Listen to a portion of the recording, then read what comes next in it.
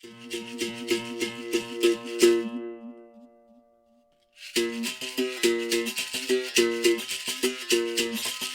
to another Capoeira in Canada podcast. We are now heading back out west to Calgary, Alberta. And we have with us Instrutor Gigante, Instrutor Chino of Capoeira Brazil, Calgary. Thank you, gentlemen, for making yourselves available. You know, I know it's Good Friday and we probably want to enjoy the day, but you guys have, hopefully we can do so through a little discussion. You guys can share with us a little bit about who you are and how you got into capoeira, and talk a little bit about, Capoeira Brazil, Calgary. So You bet. let's Cool. Yeah. let's just jump right into it. So why don't you, Chino, since I've got you on camera, you're active right now.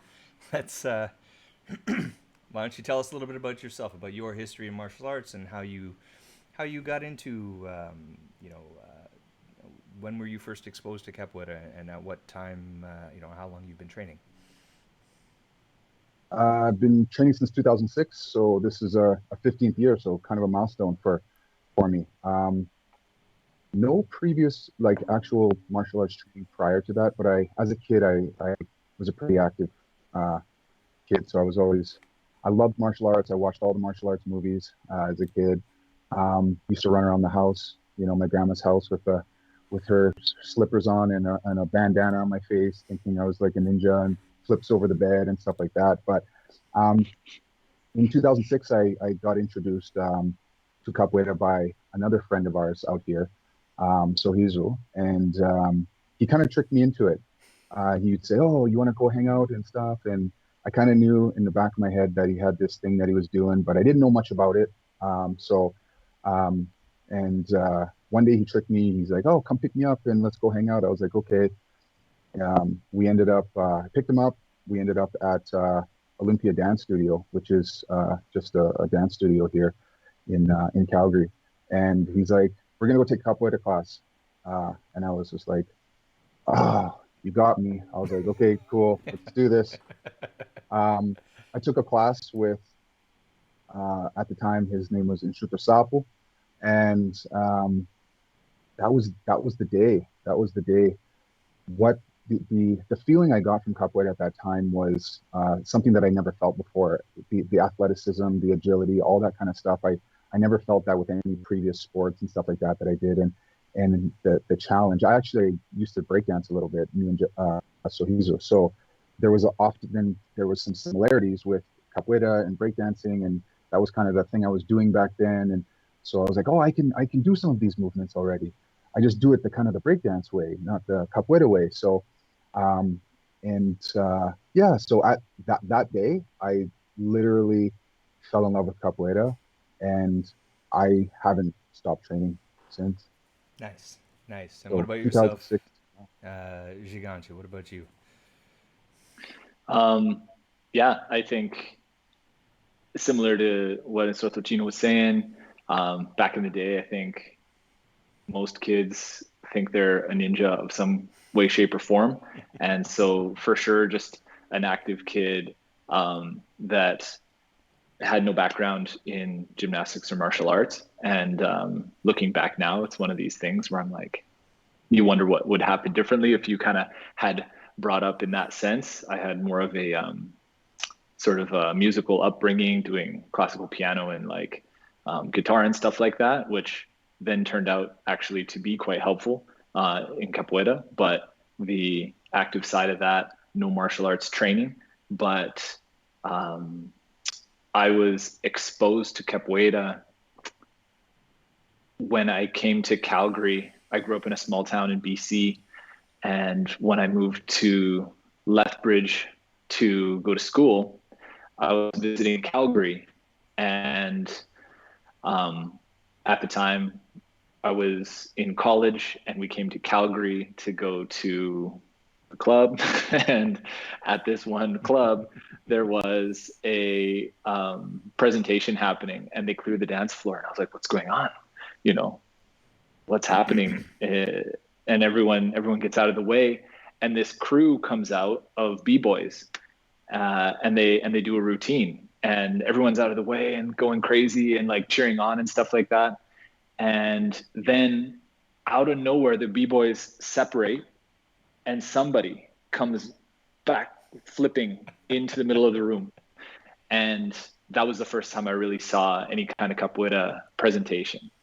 And so then a bunch of capoeiristas come out, and they all start doing the ginga and kicks, and then they do the jogo de queixada, and then solos and flips and craziness, and everyone's going nuts. And it was turns out to have been some collaboration to promote Brahma beer or something back in the day. And so they had b-boys, capoeira, and it was like this thing that was happening for a short time in Calgary bar scene or whatever. And it was really cool because I was in Calgary just for a weekend. I saw that, and I just so happened to be going to Brazil that summer. I was born in Brazil, but we moved to Canada when I was 3 years old. Oh, okay. So I grew up in BC my whole life. But my mom's whole side of the family is down there. I've got cousins and stuff. And we were just doing a family trip. So after I saw capoeira in Calgary, I then sought it out in Brazil, and in the small town in Viçosa do Ceará, where my mom's family is from. There is a Cordão de Ouro group who is currently Contramaestre Boji down there. And he worked with the sort of city doing after school kind of stuff with the kids and whatnot. And they took me around, and again, doing flips in the park kind of thing. And I was like, this is so cool. So I saw the like flashy bar breakdancing kind of flip scene. And then I saw what it really was like and how cool it was to see, people that are teaching kids and kind of giving back. And then when I came back to Lethbridge to finish school, there just so happened to be a totally random an ad in a YMCA pamphlet or something. And this guy who was a capoeira instructor from Brazil was in town for work in some agricultural thing, because Alberta, agricultural studies, who used to do capoeira, put on some classes in the Y. And I took every one of those I could. I took the bus like an hour to get there once a week, because that's all that they were putting on. And so it sort of all kind of came together that year, which was 2006, and then finished school, came to Calgary. And it was one of the first things I did. I went to Google and I was like, Capoeira Calgary. I just like saw a number and I called that number, and it turns out to have been Instructor Sorriso who tricked Chino there. And he was the guy that I managed to get in touch. He was the first rank that I called, like the number that I called. And he told me all about Capoeira, and I went and checked it out. And like Chino said, the rest is history. So that's where you two met and have gone from there, pretty much. And Yeah, that's where oddly Chino enough, and I met. oddly enough, I was so Gigante and I never knew each other prior to Capoeira. And I was at that event at the bar as well. And I saw that performance. And this is just to give you some perspective for Alberta and how big Calgary is. We're 1 million people here, give or take. But something, in comparison to something like Toronto or Ontario, for instance, I was at that event. I saw that same performance. I don't know if Gigante was standing beside me or across the way from me, but at the end of the day, we both saw that was kind of a little bit of a turning point in actually seeing Capoeira for the first time. Like when Instrutor Sorriso brought me to the class, I never saw.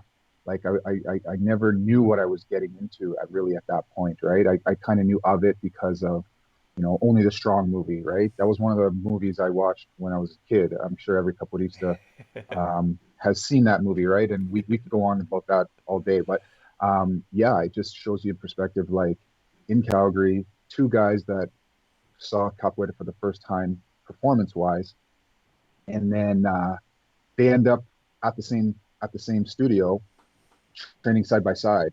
And because if Gigante started 2006 too, we were like days, weeks, months apart from starting, right? So That's essentially awesome. we started at the same time. Yeah. That's really cool. That's really cool. And to see the two of you have, basically because, you basically because of your exposure to capoeira, it's brought you two together, and you've got this, you're working together, this partnership to run this academy you've got going on now, which is Right. Yeah. which is really cool stuff. On that note, tell us a little bit about, we've talked about the bit of history of, the how you two discovered capoeira and how you got into it and when. Now, let's talk a little bit about the history of Capoeira Brazil, Calgary. When did, you know, when did that really happen? And how did it come to be? Yeah. So with Capoeira Brazil Calgary, that's a fairly recent development for us personally, but just to sort of give the quick history of, because Chino and I, we started with who's now Contramestre Sapo, Instructor Sapo at the time. Yeah. He was running the group with Capoeira Camara under Mestre Bola in Calgary. And that's who we started with. And he was our first teacher. And when we were training with him out there for a number of years, Instrutor Sapo then moved. He had opportunity to move to Vancouver, and then I think work and whatnot, life kind of took him away from Calgary. So he went to Vancouver, and then he went to Toronto. And so Mr. Tosapo referred us to another Brazilian teacher who we trained with for a number of years. And then Chino and I we branched off from that and effectively created a collective. So back in 2018, Chino and I created what we called the Capoeira Collective, Eu Sou Capoeira.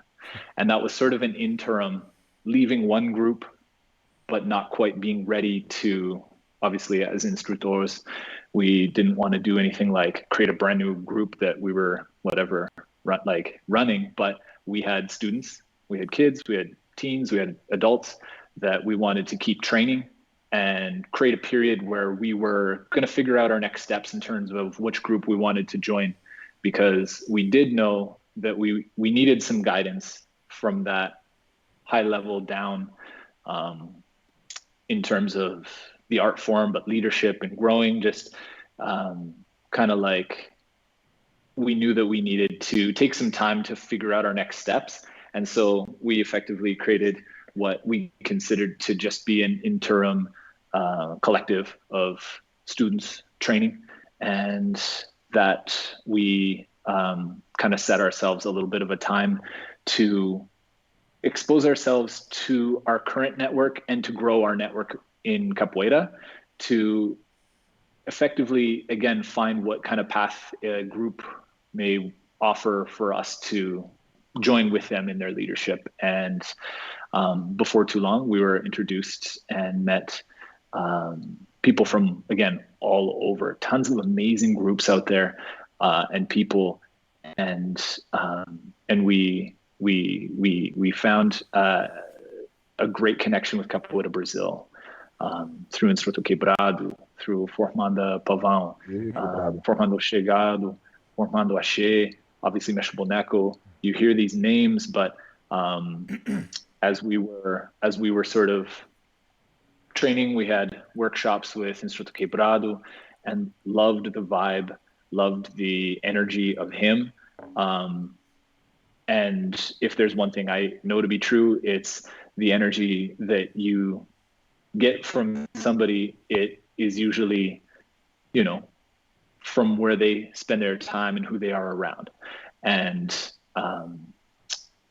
when my wife and I, a few years prior, had gone to Los Angeles, kind of just for vacation, we stopped by Capoeira Brazil, Los Angeles, where Formando Pavão teaches and all those guys. So we had met these people before, and again, they welcomed us. We were kind of like not sure what, you're never sure what kind of vibe and situation you're entering when you go visit a school. Energy, no matter what. There's always like exuding positivity, right? Which is really cool. I met her in Montreal in 2018. Yeah, I know exactly what you're talking about. Nice. Totally. And so then after we had that trip, we invited Soto Quebrado up for a little just kind of encontro type weekend, and again had an amazing time. Brought the groups in Calgary together to partake and meet and all this.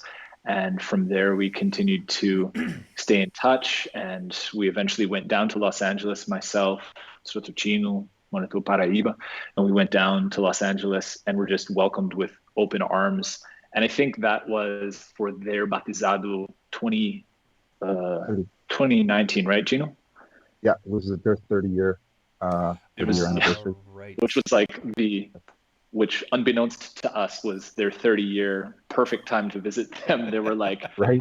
extra high energy and extra just like such good vibes there. And I think that was when we knew, and we were in that phase where we were sort of doing our due diligence and kind of wondering where we wanted to go group wise and whatnot. And I think for me, that was what sort of sealed the deal. But that was an amazing event. And then, like I said, we stayed in contact and sort of reached out to them about what's involved to see if Calgary Capoeira could join Capoeira Brazil, and the rest is history. But Nice. Just in time for COVID, right? When all that and went then down, COVID, right? just perfect timing. Yeah. Yeah, just to even touch on some of the things that Gigante was saying, we thought that, as the collective, we were we were trying to make sure that what we were, we set a 18-month timeline for ourselves in collective, because we wanted to, we've come from that that foundation of capoeira.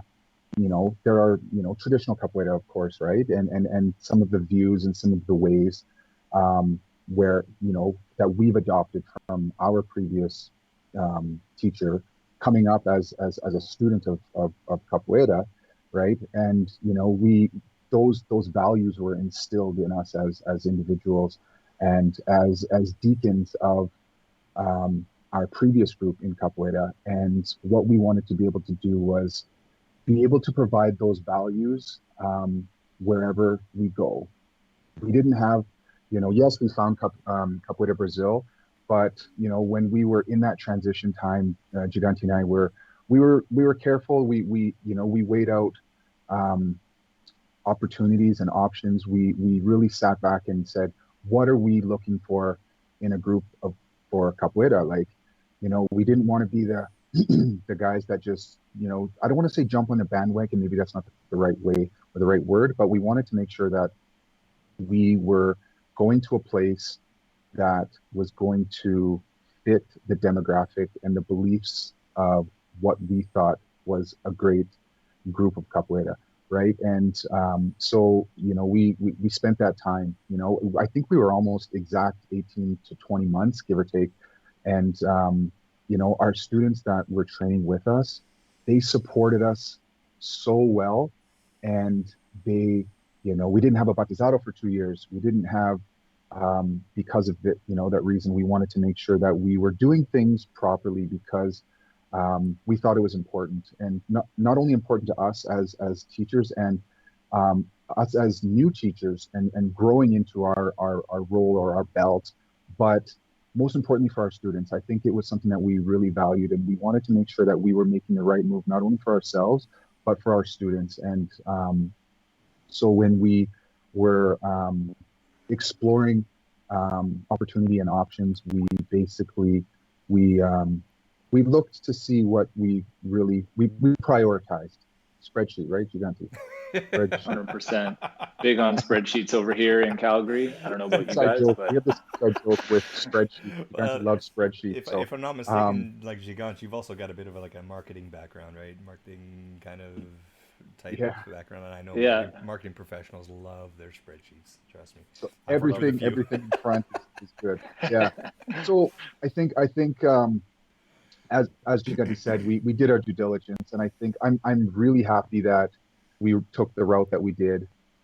We met some incredible people, and you know what? We've met incredible people along that journey. Not only in Canada, but in the U.S. Right? We tried to keep in touch via social media, and things of that nature. And when we were ready, we I'm not going to say took a leap of faith, but I think we went through the protocol, and I think we went through what we found was um, important to us to get to where we wanted to go. And it was a little nerve-wracking because, in all fairness, Capoeira Brazil is a huge group. They are a very That's true. well-known group across Yeah. the world, Yep. right? So it's not like we are going to some a group that isn't as big. Mm-hmm. Not that any group that's not as big isn't important or valued, but to go to a group with a big name like Mesh Boneco, um, and Formando Chegado and Formando Pavão, they're all over the place. To be fair, they're like, we kind of saw them as the people we watched on YouTube. I watch YouTube videos, capoeira videos all the time, and when I go there, I often saw Capoeira Brazil because their social media presence was huge, right? Yep. They're always making a huge presence with that. Instrutor Quebrada was an Instagram sensation. Like he's doing videos even now all the time, and so seeing that, it was a little, we were a little intimidated, right? To say, okay, That's a we're big going step to down to see make, right? Mesh Bonecos. It is a huge, and we've It's never huge, made this and kind of that's step before. for sure. And hopefully you never have to do it again. Ideally, right? No, That you and want that to be yes, you're Definitely. you're right. absolutely right. You're So absolutely right. So when and being that we didn't do some of these things, and we're learning as kind of as we go with some direction, um, Capoeira Brazil, we went down to that event, and they were so welcoming. We were kind of like, we had no logo on our pants at the time because we weren't, representing anything other than I am Capoeira, right? Eu sou Capoeira. So they saw these three guys come with no logo on their pants, right. and they have high belts, and you know what? They were just like, my house is your house. And you know what? I won't even ever forget this, but Mesh Boneco said, "You're welcome here anytime." That's awesome. And That's good. that gave me goosebumps because Mesh Boneco is huge. He's a grand mestre in a lot of people's eyes. And when you have somebody tell you when you're on the outside, so to speak, my house is your house and you're welcome here at any time, that was one of the things that we felt was incredible that they could provide to us, and that kind of was a great indication that this is a family that we would want to be a part of, and if we can be a part of that, um, that would be amazing. Yeah. And No, sure enough, that after some time, we got it. that journey you guys have taken is so challenging because it's not like it's not like you're merging two businesses, right? Where it's about just dollars and cents, and is there two businesses that complement each other, and so it makes sense from that perspective. Like for I think what a lot of people don't understand, especially those who aren't in martial arts, they don't understand the there's so much personal investment, and it's so important that you align yourself or find a place that is in alignment with your own personal values, right? It's just not about the name, right? It's about those personal Yeah. values, and making sure that you know the majority of the people and the leadership, primarily the leadership from the top down, not only teaches those values, but represents them, in their day to day lives, right? And For example, that there, that leadership will it bleeds down to everybody below, and for anybody who doesn't who isn't on or doesn't share those same values, well, and there's nothing wrong with not sharing those values. If you got it, if we all have different opinions and different feelings of how things should be done, and that's okay. Then it's just that place isn't a place for you. There will be other people that you would mesh with, and you guys have you've gone through that journey. You've obviously spent a lot of time introspectively and amongst each other trying to determine, what's important to you. And in doing so, you also keeping in mind that your students have your trust and they're relying on you to make a decision that is best, not only just for you two personally, but for all those who have said, you, Instrutor Chino, Instrutor Gigante, you are my teacher, right? I'm trusting you that you're going to align us with a group that we can all grow together with, right? So that's Mm. I you know I Yeah. I can't imagine what that challenge would be like, and what that state of having to go through all of that is. I could, I guess, but I just I hope I never have to, right? So, Yeah. I you think know, I think just to touch on that a little bit, I mean, I think that there's a point in the journey for myself I can only speak to, but when you kind of realize that um, that it is more than a recreational thing, kind of this thing you do sometimes, suddenly it becomes something that is a non-negotiable in your weekly schedule, which then goes to the next level of being like, maybe now you're helping teach a class or Mhm. you assist in certain ways that then people are looking up to you, even if you're not the running the school yet. And then again, when the step comes when you are running some aspect of the school, be it a kids class or an Right. intro class, and Or then you just again, get put on the spot and say, I can't be here tonight, so Gigante, Chino, you guys teach, right? And it's like, exact, it happens. which it totally, happens, I've right? totally never had that happened. happen. I've never had that happen. Yeah. What do So you mean that I think, happens? Yeah. but you're right also to say that when it's something, talking about capoeira with some people that don't do capoeira, but also don't maybe have that thing that's like it's not just an extracurricular, it's like a lifestyle. And when something it goes from hobby to lifestyle, I think, you know, that's when this click happens, personally, but then there also is that weight of responsibility. And like you said, there's no playbook for this stuff. And so we talked to all of our friends and just wanted to make sure we got good advice in terms of, you know, finding what's not only right for us, but for our students. And to go back to the vibe of quebrado and the vibe of Forma the Pavão, and then to just be like welcomed.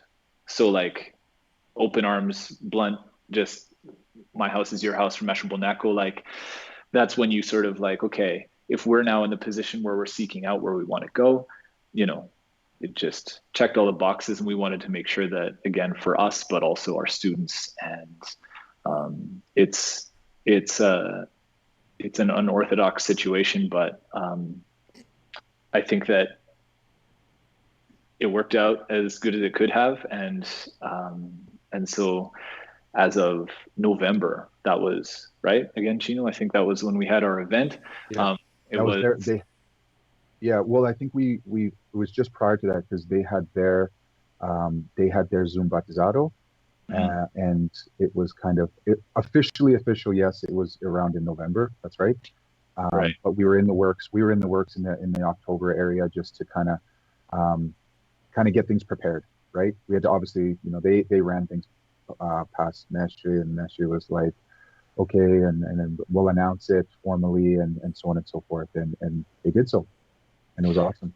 It was awesome. Yeah, it Nice. wasn't. I'm not gonna lie. If I was to pick and choose with COVID, again, there's so many things going on in the world that you know, it's hard to say like COVID's affected me super badly because it's affected so many people so much worse. But when we did our event, it was during COVID, and that's hardly ideal. And like Instructor Chino said, we try to follow sort of the you know what can be seen as like the proper ways with capoeira. And the proper ways with capoeira is to be together and to high Yeah. five each other and to sing in each other's faces and stuff like that, which Yeah, COVID doesn't exactly. allow you to do.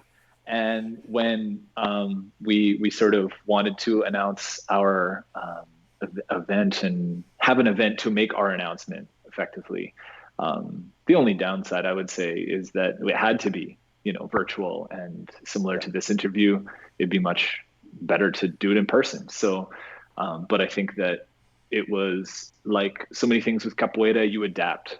Somebody kicks and you're going that way, you got to esquiva. And with COVID, I think the big esquiva was, firing up Zoom classes. And then while it wasn't maybe like what everyone pictured and would have wanted, like we had a little Zoom event and made the most of it. I think, that's when we, in effect, got to announce and be like, yeah, we're in Capoeira Brazil. And we had workshops from people like Mestre from Rio and Pavão Quebrado and Chegado from LA joined in Eshe. And then people from groups here in Calgary supporting us and taking part again virtually was super awesome. And even again, making the most of it with like the kids getting their belts. We kind of like created little, wrapped the belt and put it in a bag so they couldn't see the belt. And then live, they'd be like, okay, Onsa, you're going to go and do your belt. And he's going to then his mom unwraps the belt. So he sees it for the first time and just loses his mind Right on on. camera, which was super awesome. So like I said, the Capoeira Brazil journey feels like a lot longer in the making, but officially only a few months ago, which is kind of weird to think about because we had been kind of in this transition and thinking about that for so long, but officially not long, but sort of in our journey and in our hearts, I guess. We had been working toward that for a while. And I think that hopefully with COVID still being a thing, but maybe light at the end of the tunnel, we can get back to doing interviews like this and going to events in person and whatnot. Yeah, for sure. Well, I mean, for here, I don't know if you guys have been up on the Ontario news, but starting Saturday, they're basically putting the whole province is going in shutdown again, basically. It is what it is. What are you gonna do, right? Except for having little moments like this where we can connect. Still connect. Connect, exactly. Right. But for what it's worth, thank you Zoom, thank you Skype for still allowing us to continue our Capoeira journey, even via social media or via these social media apps, I guess. It's tough, but you know what? We're persevering the best we can, and I think that's all that anybody can ask for. There are probably, whether it be martial arts or other extracurricular activities, that may just stop because they can't do what they did prior to this, right? So for sure. Just gotta make the best of it. Make the best of it. That's it. Let's I want to talk about, you guys have been Capoeiristas. You've been involved with Capoeira from 2006. So you've got 15 years of immersion in the world of Capoeira. How has in your opinion, how do you think, or do you think at all that that Capoeira in Canada, or the Capoeira community in Canada, has evolved since you started learning? I think it has evolved. I mean, I like to use a reference with Capoeira or martial arts in general and other traditional sports activities, your hockey, soccer, football, basketball, things like that. And I often see that, whether it be kids or young adults or adults in general, I often see that your traditional sports are going all one way because they're well known. They've been here for God knows how long. Mm-hmm. And then you have your martial arts, you have and Capoeira in specific as the opposite, and kind of only because it isn't, not everybody knows about it. A lot of people know about karate, kung fu, MMA, so on and so forth. But Capoeira is as we know, is unique in its own way, and it's different. And I think that as there's more social media outlets and as there's more opportunity to share videos and and experiences.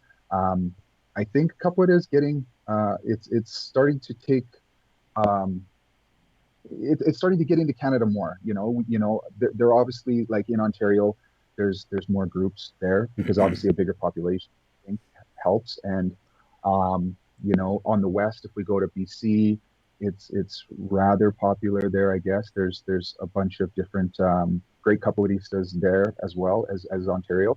And in the middle, as we kind of get more central, I think it's growing a little bit. I think there's opportunity for capoeira to grow there. I think it's just something that I think just the right people need to be in these places that can help the awareness and help it grow, because it has grown. We're seeing it at MMA. We're seeing it in MMA now, UFC.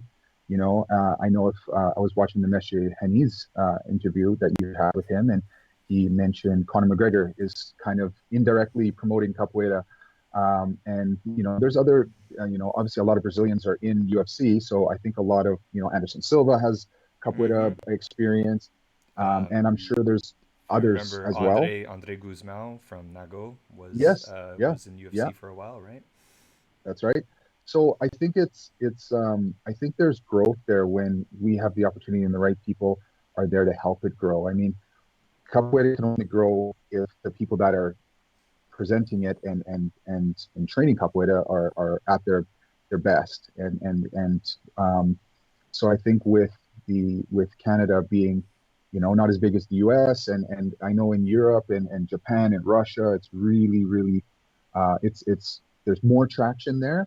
But I think slowly and surely, Canada's a great place. I think a lot of we've seen, to be fair, I've seen even the Brazilian community become bigger here.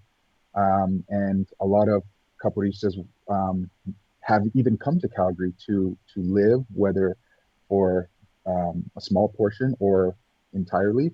And yes, they have maybe migrated throughout Canada, but they're still keeping capoeira alive. They're still promoting capoeira no matter where they are. And I think that's helping put capoeira on the map here.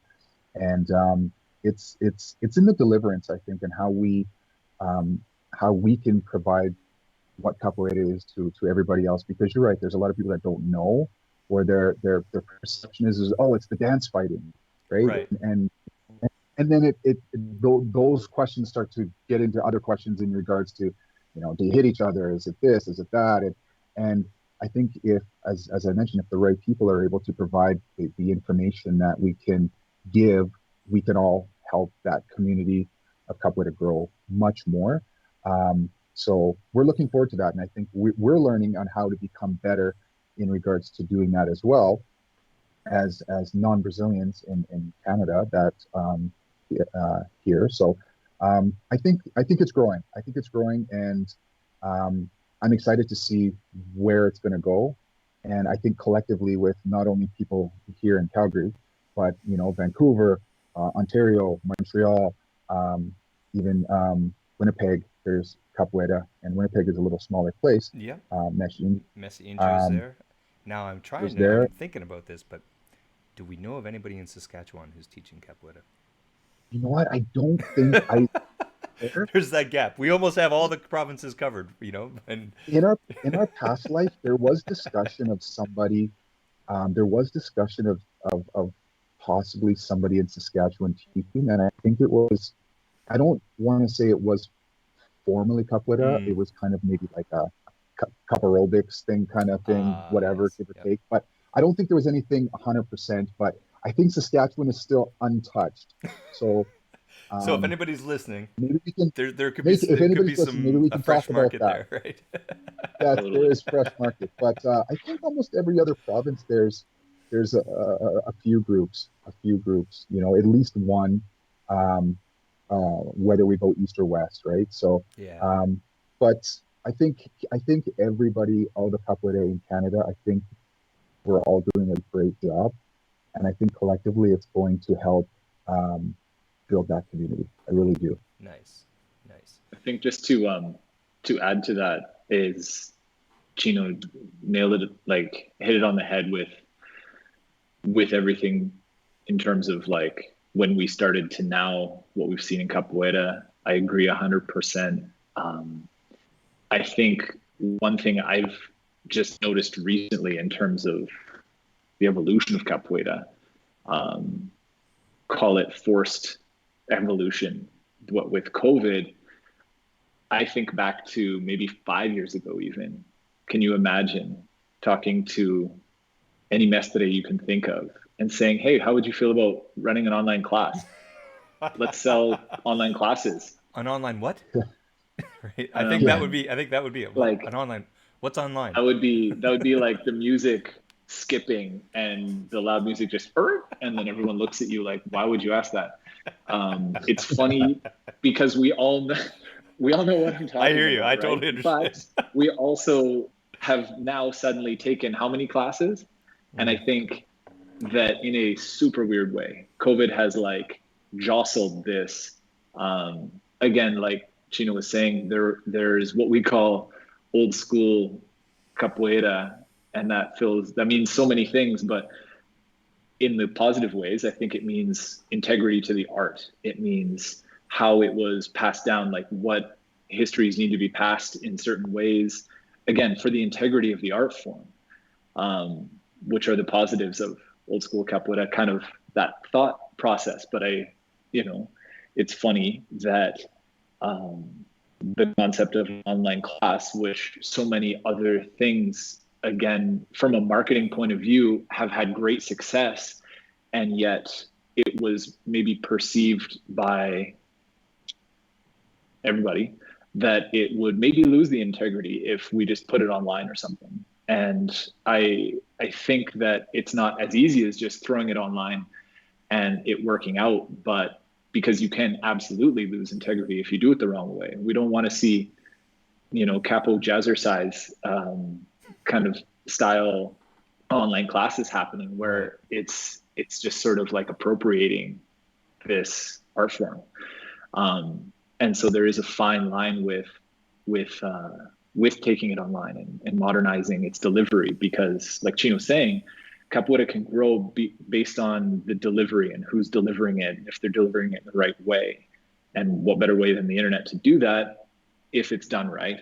And I think COVID has sped up that evolution or part of it, because let's say that COVID's done tomorrow and we can just high five and be together like we were before. I feel like Zoom classes will still be a part of a hybrid model, again, in terms of delivering class with integrity. But now you can reach twice as many people. You can fill a studio and have a couple people online join, or you can pre-record class, and everybody now knows how to make a website and edit a video because we had to during COVID. And I think that if you look at a silver lining, maybe that's it, and who knows, but I think it's interesting, in hindsight's 2020 to look at, sort of like necessity being the father of invention, where here we are with mestres like asking students to help them create classes. Yeah. Which again, I think 5 years ago, how just that would not fly for some reason. But we I wouldn't mean, even have the. You touched on a very good point. I mean, like, when you're forced into having to do something, when you either, it's a sink or swim kind of situation, right? And with in this aspect of it, like it's you lose touch with a student base you had, right? You lose those people lose an opportunity to continue to grow and to be continuously inspired and motivated to take care of themselves and learn more. So, for those of us who are teaching, whether it's a mestre, instructors, or whoever, you have no choice. You've got to adapt, right? You've got to spend, invest that time and learn how to do it. In this case, learn how to use Zoom, learn how to set up your laptop, so that you can do those things, or invest in a nice webcam and what all the influencers using now, those ring lights, right? Yeah, I find with all the negatives that some people kind of see with Zoom and stuff like that, I think sometimes we forget some of the positives that can come out of it. And yes, you're right, it would be unorthodox or less traditional, to do it if it was not mandatory. But to be fair, some of the encounters that I've been able to be a part of over this COVID term in the last year and a half, I've been able to take classes with guys in Brazil and in the US. Like I may not have been able to ever do that. Correct me if I'm wrong, but have you ever thought to yourself during your capoeira journey and said, "Hey, man, I would really like to take a workshop with so and so from Brazil or from Europe or Israel," and It's a good you point, right?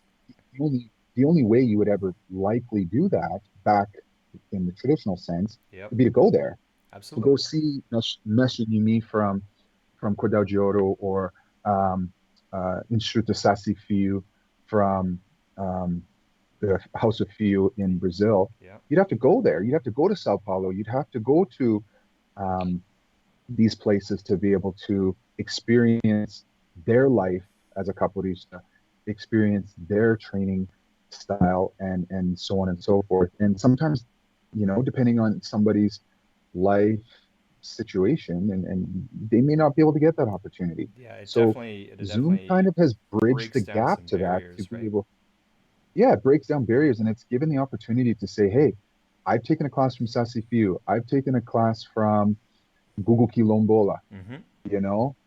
He just did a workshop with Contamesh Sapo, Yes. Yeah. probably about last month, right?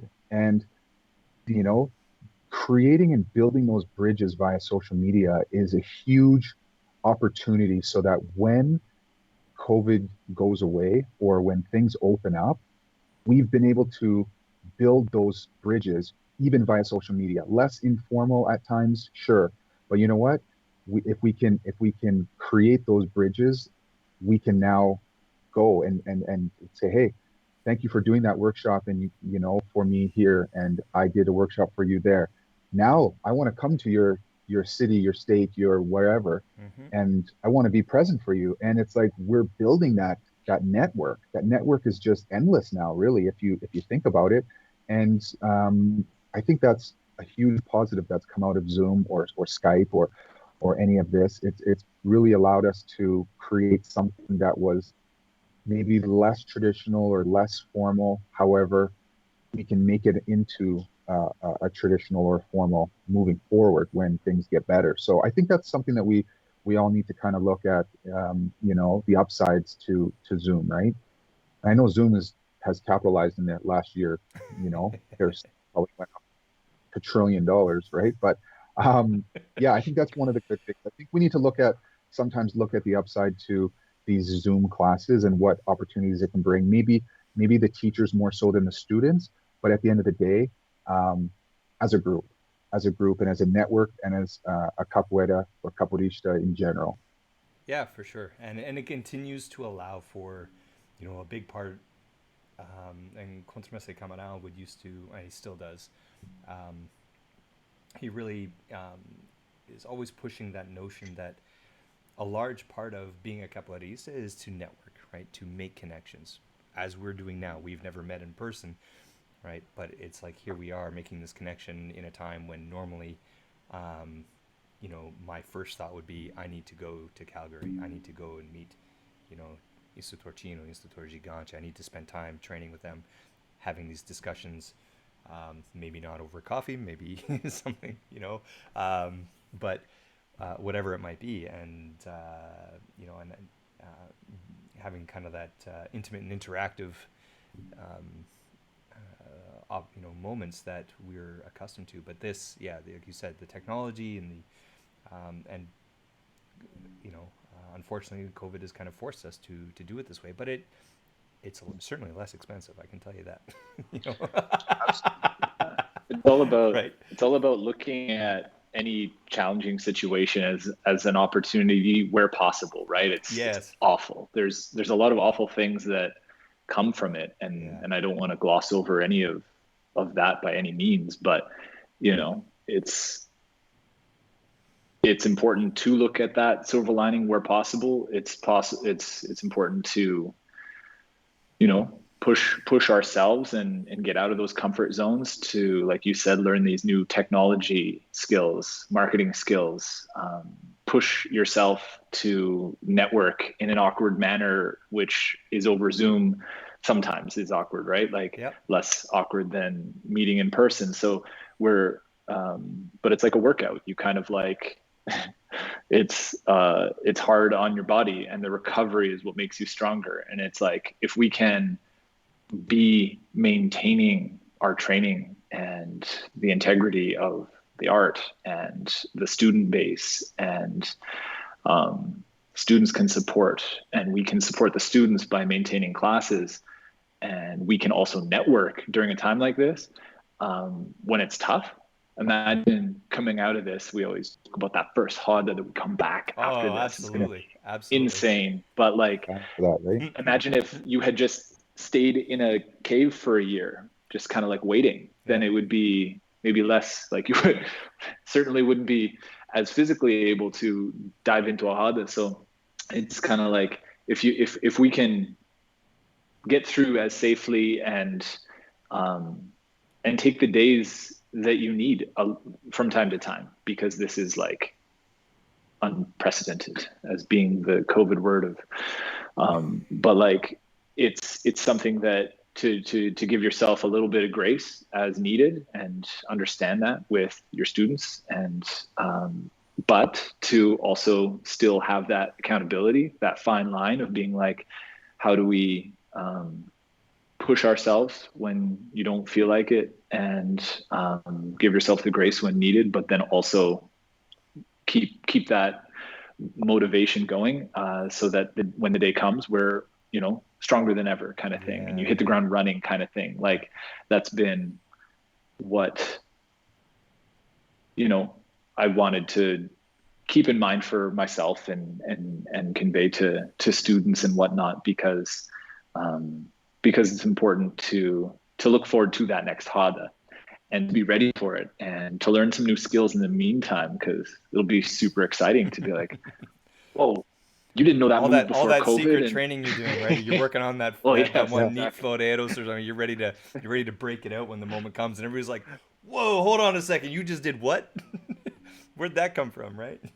Exactly. Yeah. But you touched on a really really important point as well, Giganchi. You touched on like the this whole situation is testing everyone's resolve to stay to maintain their dedication, because for a lot of people, at the end of that day, it's like, I'm looking forward to going to class and being in class and being with my friends in the academy, and learning something new from my mestre or my instructor or my professor or whoever it might be, right?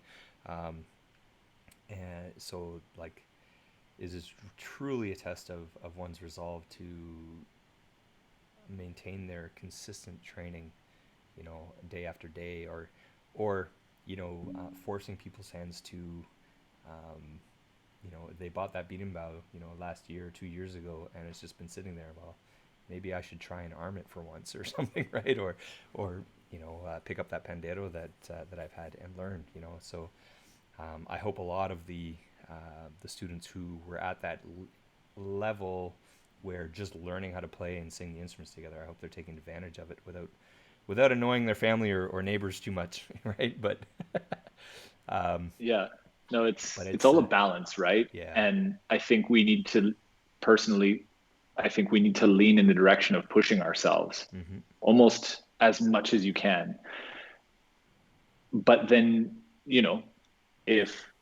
if you're in a place mentally or physically during a situation like COVID, like that, it doesn't resonate the same for everybody to be always motivated and to spring out of bed and grab that pandero and string the beating bow.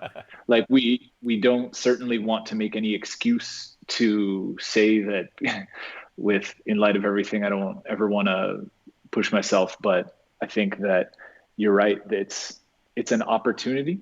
And if you develop these habits while we can, there's technology that connects us to mestres and teachers that you might not have that opportunity from.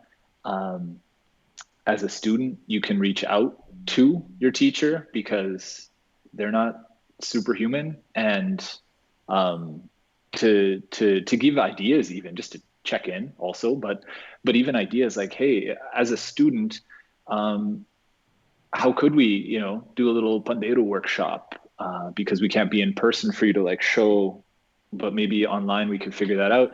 Ideas for the teachers. We're always looking for ways to, as Chino again said, just deliver the content, and get that feedback is good, because not always mind readers, but we are also pushing ourselves to try to anticipate and see how we can create value for people, and programs to entice students to train. Again, because different personality types of students resonate with different teaching styles, and there's been an interesting give and take that we've noticed, where certain students they were very dedicated before, and I don't want to say they're more so dedicated now, but there are students who haven't missed a single class now that we're on Zoom, because I think maybe they're the student type that benefits from that, and they're fine with the style of looking at a screen and taking class. And then there's other students that kind of fell off, and it's maybe not to place blame or anything like that, but it's maybe looking at it a step further and being like, okay, there's the personality type that sort of needs that, being physically in the room with somebody to train and teach. And our job as teachers it's been interesting to observe different student types, and especially with COVID, to see how you can support but also push, and just try to be the best teacher you can be for as many student types as possible. Of course, you can't please every student type, and some students will just come and go, but that would have happened pre-pandemic anyway.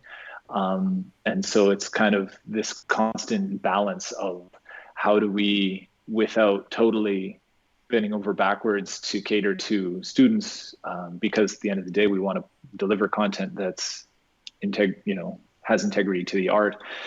But we've had some success with, I would say we've had great success with our online class, like so many academies have.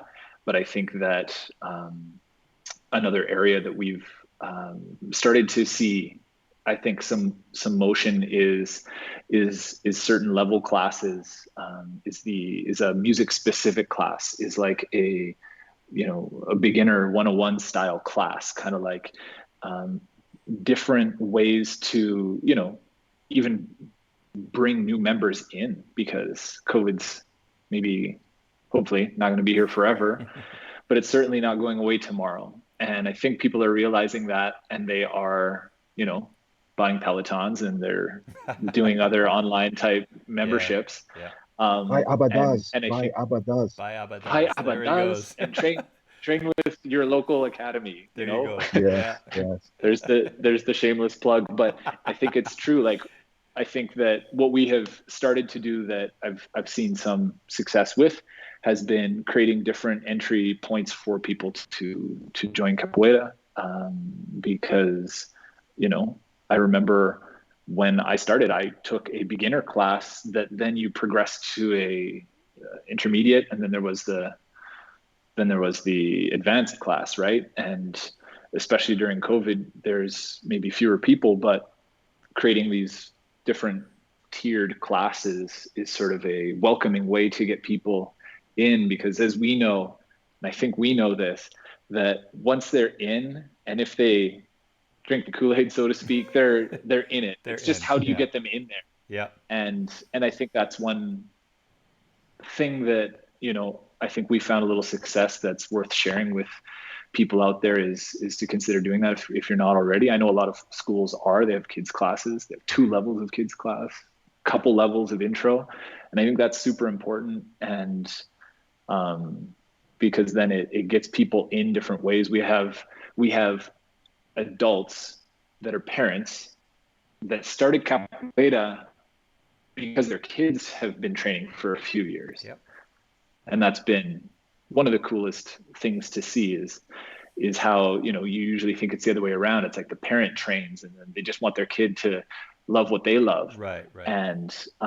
And this was almost the other way around, which has been interesting. Yeah, I had a lot of success with that in 2019, where I had a lot of parents bringing their kids to the kid classes, and then all of a sudden it was the exact same thing. They're like, you know what? Maybe I'll stick around for the adult class after and try it out, right? And then the parents started juggling how to, you know, get the kids to and from the class, and that really created a lot of growth in the student base here. But yeah, now it's definitely a challenge. Let's go on to. I want to ask you guys both one last thing. Um, Go back, spin up the old hard drives, you know, and tell me or tell us, tell everybody, about one of your most memorable, or maybe your the most proudest moment at your academy. I know you guys, as you know, or you know, just in general, perhaps, just because I know Capoeira Brazil Calgary is, you know, you've kind of new, so. From Capoeira Brazil, or from Or our just in journey general, just from in your Capoeira. journey. Let's Yeah, you know, open it up. from for for me, I my goal. So when I started Capoeira, you know, and I didn't know what I was going to be entirely getting myself into at one time. Once I knew I was where I wanted to be, um, I set a goal for myself to become an instructor, and I didn't know what that meant, but I just knew that I was being taught by an instructor, and that's something that I wanted to potentially experience. So I can say one of the proudest moments that I've had in capoeira is when I received my instructor belt in our event, and it it's emotional. It's emotional, and I don't. Sometimes we don't, as guys, as testosterone-driven human beings, we don't we don't often share our human our human side, where we are, you know, we're humans, just like we have emotions too. And um, when I didn't know I was getting that belt, I had my double green monitor belt at that time, and when we did the event, um, it was it was emotional. And you know, I had to hold back a little bit. I'm sure everybody has when they get to a milestone that they've worked as hard as they feel that they've worked to get there, and you get there and you get it, the belt given to you, knowing that you earned that belt, right? I think there's often times where, um, you know, there's conversation about sometimes people, you know, how they get their belts, so on and so forth, and that's another topic. But when you know as an individual that you put in blood, sweat, and tears, and your cord that you have is got so much ache in it, from wiping your belt on your face and wiping your belt, and guys, don't put your belt in the wash machine, remember, because that energy that you've had through your journey from your white belt, Kura, up until whatever belt you get to, that's your dende.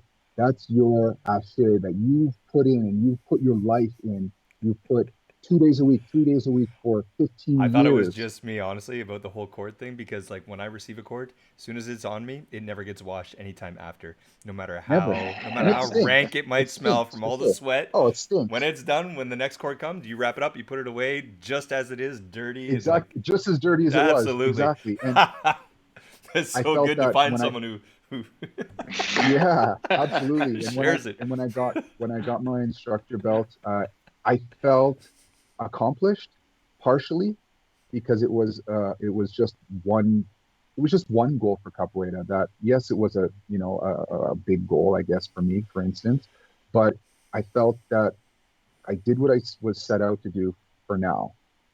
And now where I'm at, you know, I'm looking and trying to find what my next goal would be.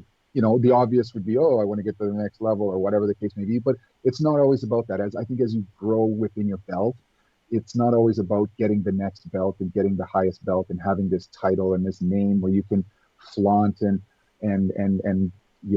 put all over the place so people can see. It's not about that. It's just about being well-rounded, and so that's still kind of something I'm looking to figure out, and that's okay, because we've had the last 2 years, not even with COVID, but the last 2 years have been pretty big years for us as far as structurally and what our intentions are. So, but the best feeling that I've had thus far was getting that belt and getting to be in the Haga with my family, with my capoeira family, Mm-hmm. with my capoeira friends, with the people that I love spending time with, and it doesn't matter what our differences are, what our jobs are, what we do here and what we do there. It just matters what goes on in the Haga in that moment with the people that I've been training with for years and years and years, and even some of the new people that are guests that have come. That feeling to volta do mundo and just absorb everything that comes with that time and that process was something that I'll never forget. And that would probably be my best accomplishment, I think, because your first is often the most memorable, and then everything after that can be gratifying, of course, too. But I think that was something that I was proud of myself, and I know the people that I was representing at that time, I believe that they were proud of my accomplishment too. So that really I hold close to me. So Nice. And what about you, Gigante? Honestly, yeah, I set you up. You set the bar high, bro. you did, man. And that's it. It's funny with it's hard enough sometimes doing an interview just one-on-one, but then when you're like, how am I going to Yeah. follow that? So, I mean, Chino was very articulate on that feeling that you get when that maybe it was a surprise belt or what have you, but that feeling when you get something that you've earned without that ego, it's just sort of like, here I am, and I have worked my butt off to get here, blood, sweat, tears. Oh, we lost your mic. Oh, there you go. You're back. Okay. My back. So the battery on it might be. Okay. Or is there any feedback? Just echo from the room. So keep going. It's okay. Yeah, I think my battery's died. So, but yeah, basically, when you know that you have been working towards something, like Instructor Chino said, and you get it, I think there is a time when, of course, you're getting belts and you want the next belt, and everyone has ego, no matter what, no matter how old in capoeira in life you get. But I think that at a certain point you do start to feel like a little older and mature in the art and in life, and you're like, when you're truly just putting in that work, and then the people that see that want to give you that belt, it's got a special feeling to it when you've kind of put in that work and you've worked so hard to get there. And I think the only way I can add to what Chino said is by saying that the other big moments in capoeira is, and maybe this goes back to what Chino said about the people giving the belt, is seeing the people that are in your family now, your capoeira family, growing. And so many of those experiences, of course, getting your big belt, whichever belt that might be, if, like Chino's saying, you have a goal and then maybe you have another goal, or each belt is a big milestone, and they're all celebrated, and that's amazing. But I think one thing that, as we've had a kids class for over 7 years, when these kids get their belts, it's nuts. Like, you just get that they're not your kids, but you're kind of like, that's my student. And I met my wife in capoeira, and my brother started capoeira after me. He's my older brother. He started after, and my wife and my brother trained with Ashe Brazil, are good friends with Stratosula and Somantega in town. And it's like it's keeping it in the family. So when you see, Baqueta, my wife, getting her belt, and when a few years ago I got to play my brother, because that was when I had just got my instructor belt, and so then you get the different T-shirt at the event, and you're the guys on stage that gets to like come after the students. I feel like that was a fun moment, because I got to play my brother. I got to share with my Capoeira family and my immediate family, and then of course get to take him down, which is always somewhat satisfying. And so, After years of being picked on by your older brother, right? You finally got him back. That's right. That's right. So, I think for sure the personal success journey of like achieving what you're working toward, whether it had been the goal or you got there and you got what you deserved, you got the belt that you deserved.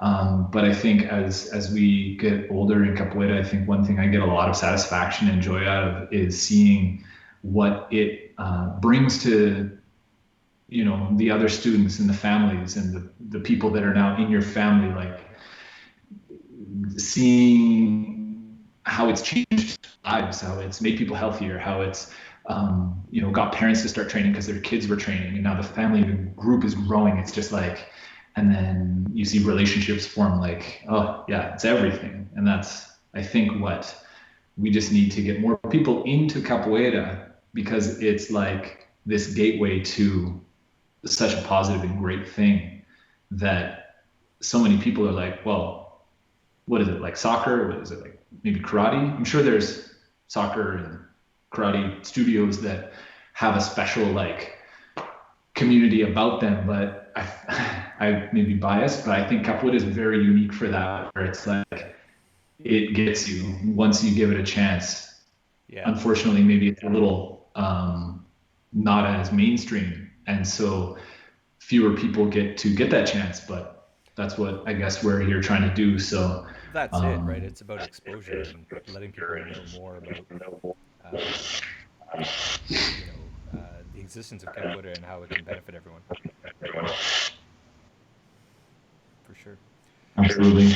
Well, listen, guys, I want to thank you for your time. I thank you for accepting the invitation and giving me your time so that we can share all this, your history, your thoughts on all sorts of things, and your experiences, and before and during COVID, and what you're up to now.